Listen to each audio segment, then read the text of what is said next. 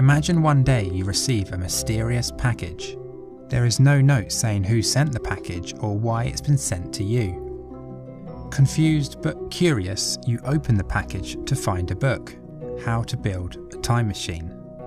You dismiss it at first as some kind of joke, but after reading through the book, you start to believe that it might actually be real. You decide to give it a go and start collecting all the materials and items you need. It takes a long time, but after 10 years and several failed attempts, you finally build a working time machine. In all this time, you never find out where the book came from or why it was sent to you. But then it suddenly hits you. You grab the book and jump into your time machine.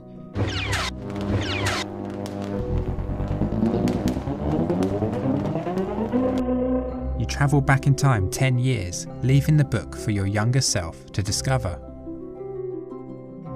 But where did the book originally come from? You can only build the time machine if you discover the book, but you can only discover the book if you build the time machine. It appears that the book has not been created by anyone and is stuck in an endless causal loop. This is known as the bootstrap paradox.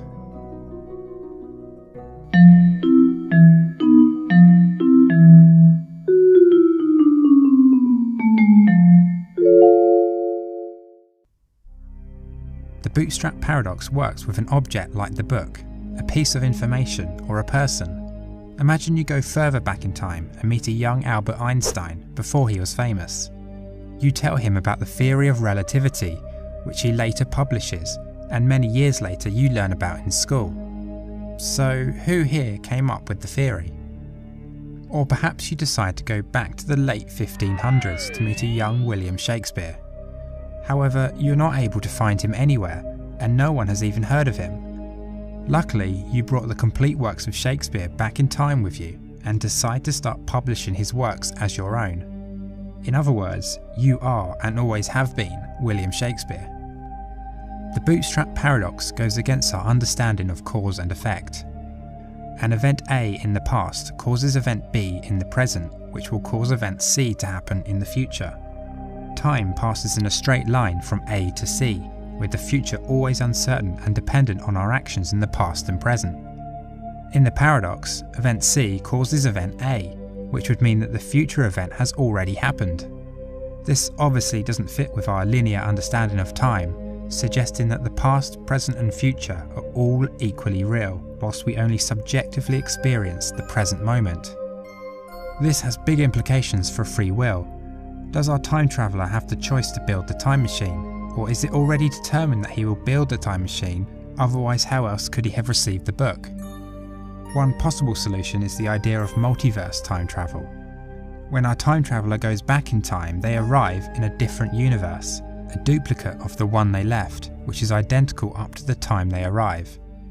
They are then free to act in this new universe without affecting the original. This would not be a true causal loop, but could explain how it would be possible to travel back in time and change past events. A further problem with the bootstrap paradox is that it appears to violate the second law of thermodynamics. An object stuck in a time loop, such as the book, will age and eventually wear down. Its entropy will increase to the point where it can no longer be used to build the time machine. We could suppose that entropy is somehow reversed by time travel, so that the book is restored to its original state. However, it's not clear what an object's original state is when it doesn't have a clear origin to begin with. And would this also apply to the time traveller, restoring him to his original state of 10 years ago? This would make time travel back further to the 1500s impossible. This is of course all hypothetical. Paradoxes like this and the grandfather paradox demonstrate why some scientists such as Stephen Hawking believe that time travel to the past is impossible.